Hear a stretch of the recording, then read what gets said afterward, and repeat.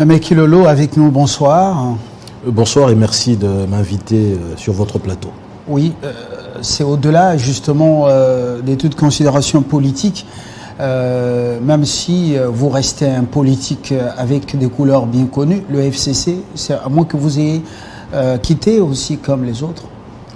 Écoutez, je pense que vous l'avez si bien dit, je suis là plutôt comme un technicien du droit, un expert sur des questions de droit international et j'entends bien entendu m'inscrire exclusivement dans cette logique, dans cette expertise de droit concernant des questions aussi importantes que celles qui touchent non seulement à l'arsenal juridique congolais mais aussi au droit international de droits de l'homme. Très bien, c'était précisé. C'est au-delà de toutes les couleurs politiques et toutes les considérations politiques. Vous pensez que la proposition de loi que les gens appellent abusivement loi Tchani, alors que ce n'est pas encore traité, ce n'est pas encore débattu et encore moins voté, mais il y en a qui parlent déjà de la loi Tchani qui n'existe pas, mais plutôt une proposition. Il est plutôt question d'une proposition de loi qui porte le nom de Tchani. Alors, vous dites que cette proposition de loi viole l'article 72 de la Constitution. Expliquez aux téléspectateurs. Bon, comprenons-nous très bien, c'est-à-dire que la proposition de loi Tchani vise essentiellement à modifier un certain nombre de dispositions de la loi portant, donc il s'agit de la loi de 2004 portant code de nationalité, et l'objectif est de réserver l'accessibilité à un certain nombre de fonctions qui touchent véritablement à l'exercice de la souveraineté du pays, fonction de président de la République, accessibilité à d'autres fonctions exécutives comme Premier ministre, Premier président de la Cour de cassation, bref, un certain nombre de fonctions de chef de corps, directeur général de la Direction générale de migration, ainsi de suite. Alors, la question, évidemment, est de savoir est-ce que cette proposition de loi a des chances de prospérer compte tenu, évidemment, des exigences de l'état de droit. Je pense qu'à cet égard, il faudrait que, avant toute modification de la loi, il faut d'abord s'interroger sur la situation actuelle, faire un état des lieux. À cet égard, il faut constater que la proposition de loi Tchani se trouve butée à une situation d'inconstitutionnalité dans ce sens qu'elle viole manifestement deux dispositions constitutionnelles. De quoi s'agit-il? C'est d'abord la disposition article 72 de notre constitution actuelle qui prévoit que tout Congolais d'origine, en ce compris les Congolais qui le sont par la filiation uniquement par rapport à leur mère ou à leur père, se voient la possibilité d'être éligibles notamment à la fonction de président de la République. Deuxième aspect, ça couvre aussi les Congolais qui, en fait, par la présomption de la loi, sont devenus Congolais, c'est-à-dire que des enfants qui ont été à un moment donné trouvés sur le territoire de la République démocratique du Congo, mais dont on ignore les parents, donc on ignore la nationalité des parents parce que les parents sont inconnus, introuvables. Alors donc par hypothèse, il peut s'agir des enfants qui sont nés, par exemple, et je pense que ça concerne notamment beaucoup des enfants orphelins dans l'est de notre pays. Je pense à l'Ituri, je pense au Nord Kivu, où on trouve quand même un phénomène avec beaucoup d'orphelins qui sont nés de la guerre, avec tous les mouvements des déplacés des guerres. On a plusieurs rapports d'ONG internationales de droits de l'homme en la matière. Tous ces enfants seraient d'ailleurs les premières victimes de cette violation de l'article 72 de la Constitution. Mais il n'y a pas que l'article 72 de la Constitution, il y a aussi l'article 13 de notre Constitution qui est très clair et qui prévoit que, en matière d'accès aux fonctions publiques, c'est-à-dire président de la République, Premier ministre et toutes les autres fonctions, il est formellement interdit de faire de la discrimination. Partant de cela, c'est évidemment le premier obstacle. Une parenthèse importante.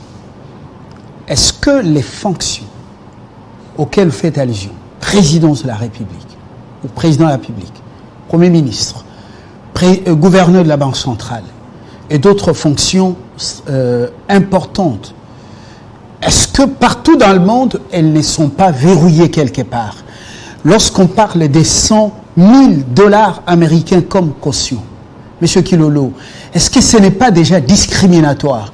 Quels sont ces Congolais qui peuvent être en mesure de mobiliser 100 000 $ américains comme caution exigée pour l'un des critères pour un candidat président de la République?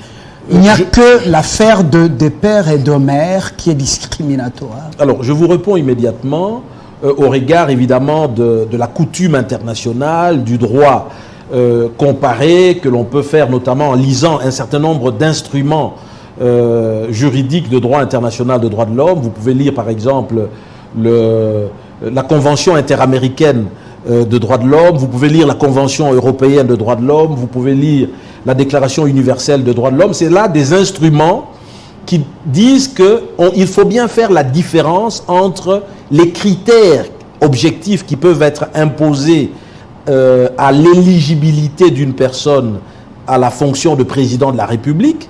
Il y a des critères tout à fait objectifs, des critères par exemple de l'âge. On ne peut pas permettre l'éligibilité d'un enfant mineur ou d'une personne qui serait extrêmement âgée. Ça c'est un détail qui a des aptitudes. Un détail non moins important, en fait pas très important, mais 100 000 $ américains, parlons-en. Est-ce que c'est pas discriminatoire? Là aussi, ça pose effectivement un problème parce qu'on tombe dans le suffrage censitaire, surtout lorsque l'on compare avec le niveau de revenus d'un professeur d'université qui, par hypothèse, est censé pouvoir aussi accéder ou prétendre en tout cas à toutes les fonctions publiques, y compris celle de président de la République. Ça peut effectivement sembler devenir, je vais dire, discriminatoire en fonction du montant. Ça peut sembler ou c'est discriminatoire?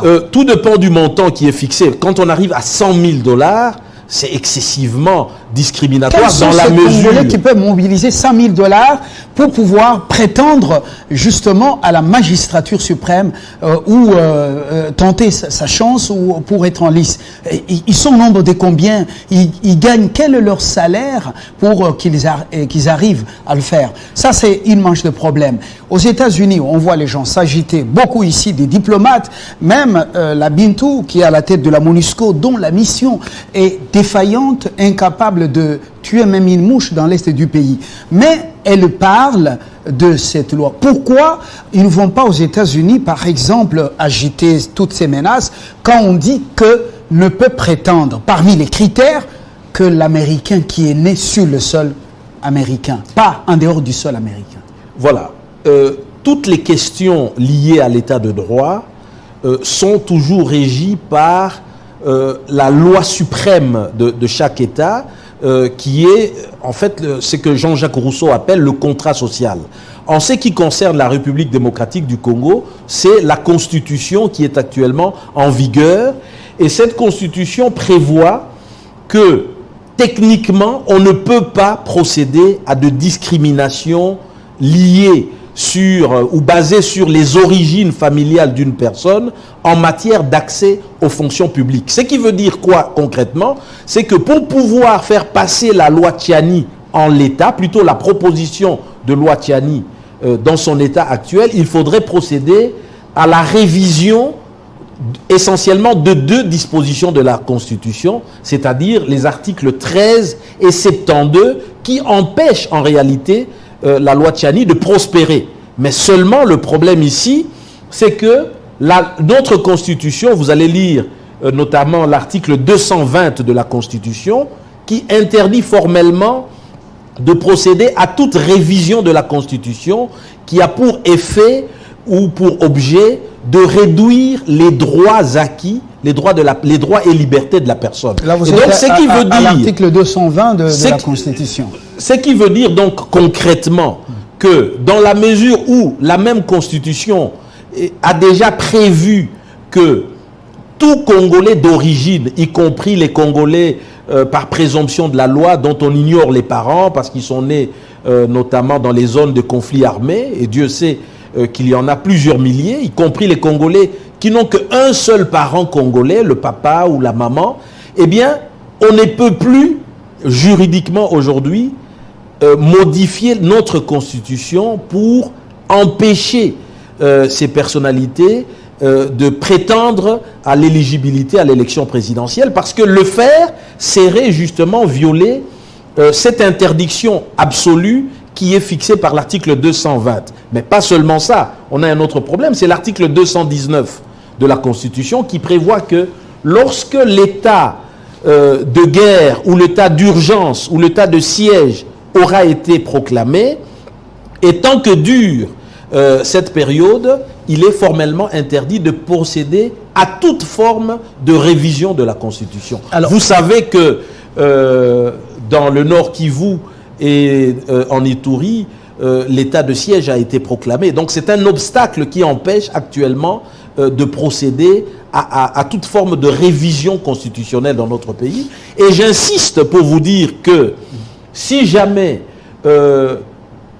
en violation de l'article 220 alinéa 2 de notre Constitution, il y avait quand même un forcing au niveau du Parlement et que l'on révisait la Constitution avec pour effet de réduire les droits et libertés de la personne, ceci veut dire que l'on battrait en brèche le contrat social en lui-même, c'est-à-dire cela menacerait même la viabilité de l'État congolais dans son état actuel, parce que l'existence de notre pays en tant qu'État ne tient que par l'effet de cette Constitution qu'il faudrait absolument protéger à cet égard. Et je terminerai sur cet aspect. Est-ce que vous allez permettre que je vous pose aussi des questions? Je vous en prie. Voilà. Je vous en prie.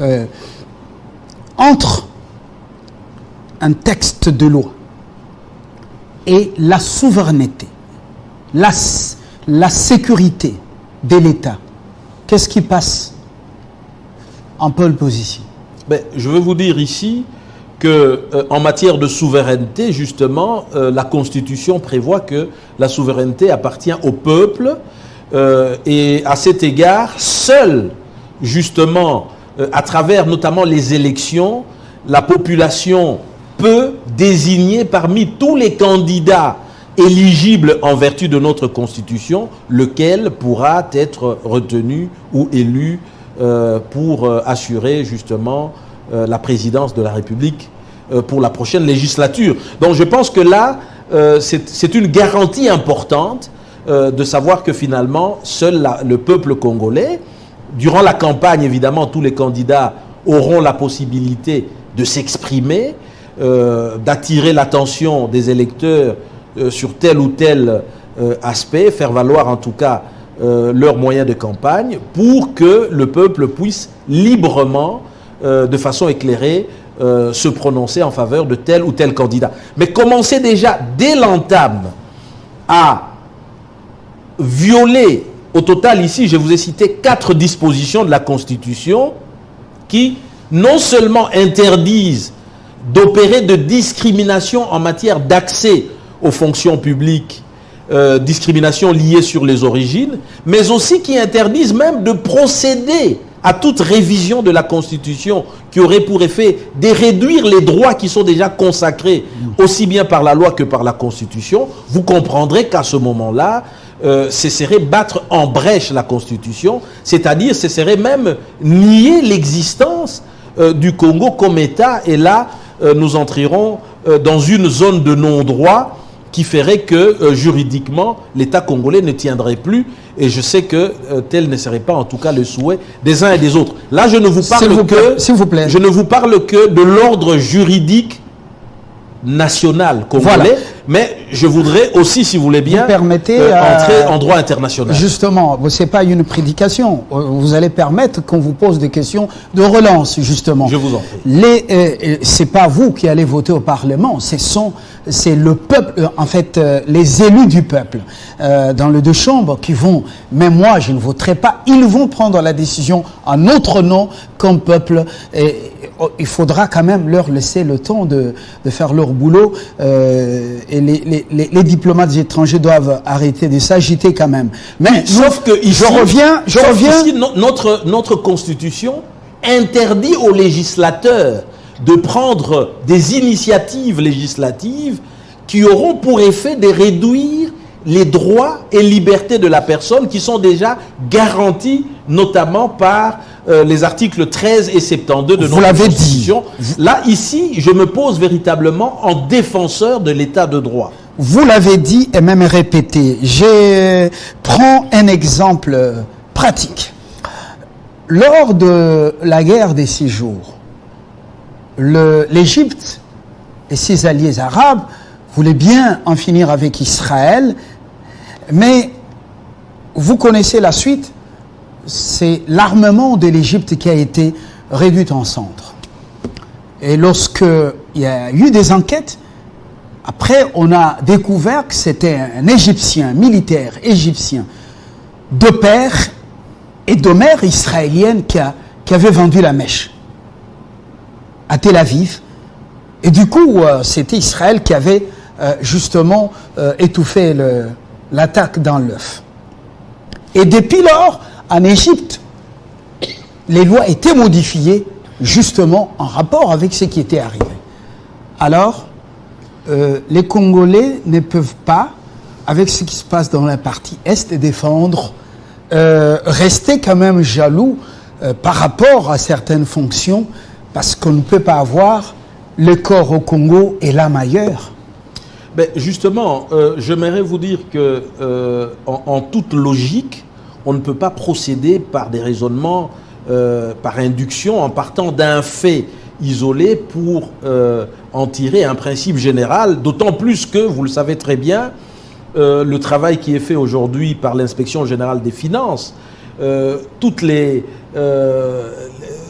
détournements des deniers publics qui ont été opérés et imputés à des Congolais de père et de mère. Donc ceci pour dire que tel n'est pas le débat aujourd'hui. Le débat est un débat de droit.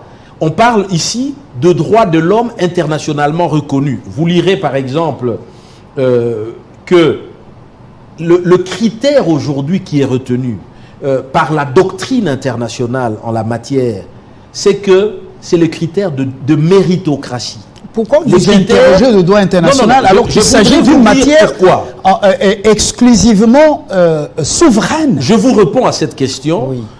L'article 215 de notre Constitution prévoit que tous les traités, tous les accords internationaux qui ont été conclus régulièrement ont, dès leur publication, une valeur supérieure à nos lois. C'est la Constitution qui le dit, c'est l'article 215. Donc, le système juridique congolais veut que, dès que l'on signe des traités internationaux ou des accords internationaux, eh bien, ces conventions internationales font partie intégrante de l'ordre juridique congolais et sont même supérieures aux lois.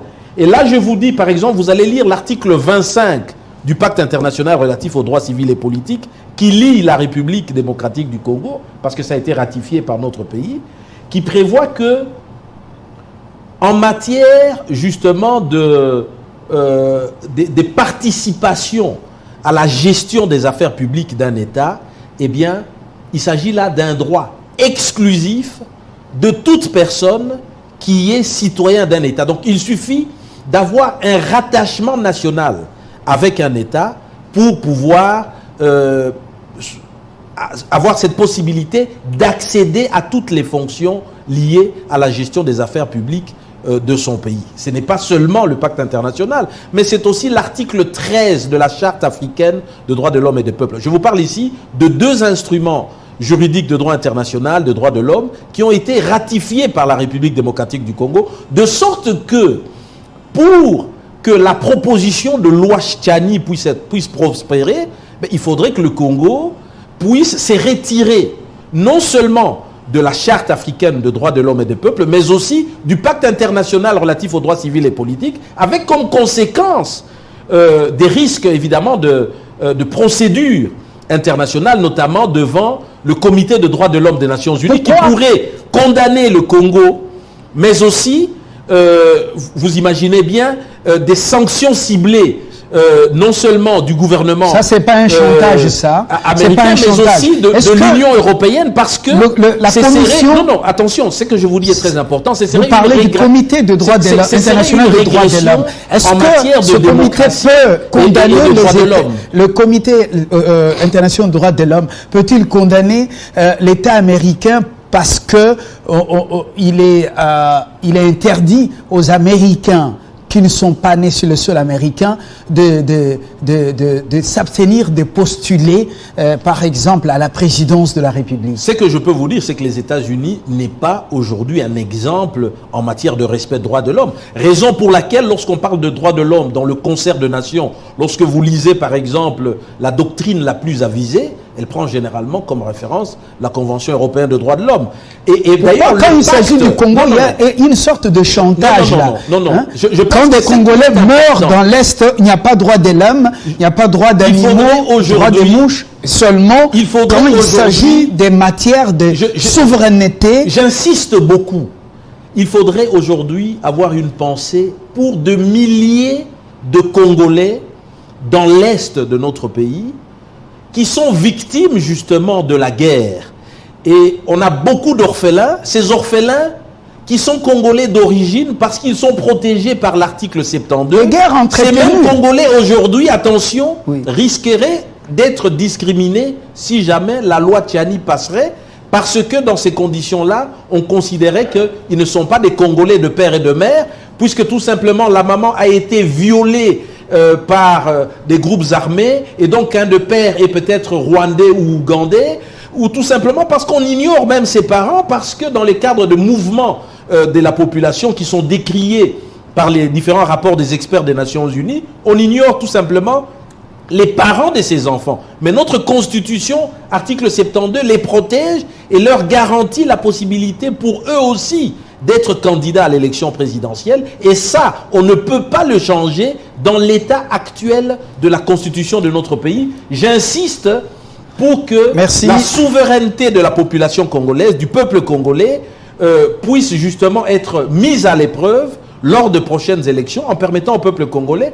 en connaissance de cause, de choisir ses candidats. Donc si le peuple congolais estime que tel candidat, parce qu'il n'est pas congolais de père et de mère, n'aura pas les faveurs de la population lors de suffrage, eh bien ça se vérifiera sur le terrain. Mais pour l'heure, en tant que technicien de droit, le peuple lui-même, je considère que l'état de droit doit être respecté, non seulement au regard de la Constitution, mais aussi par respect des conventions internationales qui ont été ratifiées et qui lient aujourd'hui le Congo. Et je terminerai par inviter nos députés de ne pas employer des assistants parlementaires, membres de famille, amis, partisans pour leur donner du travail, mais de recruter des experts qui peuvent aussi justement, en pareille situation, les éclairer sur la viabilité juridique quelques cas des différentes propositions des parlementaires qui prennent les membres des familles incapables de les éclairer en cette matière. Écoutez, je ne vais pas faire des allusions ad hominem, mais je crains que l'expérience nous montre que sur le terrain, il y a véritablement une faiblesse à ce niveau-là. Un assistant parlementaire, c'est un professeur d'université, c'est un parlement responsable, c'est un expert, et des députés et sénateurs, on ne doit pas, et vous savez de quoi avec je une parle. Expertise, il y a beaucoup de juristes. Monsieur Kilolo, je vous remercie. Je vous remercie, je gère le temps. À recourir bien entendu à des experts pour pouvoir les éclairer davantage. Merci beaucoup d'être venu. Apporter ma part de contribution. Je prends le second invité. Bonne soirée. Merci pour votre contribution. Merci infiniment. Voilà, je gère mon temps, vous avez compris. Tout à fait. Dans quelques instants, le second invité pour cette soirée.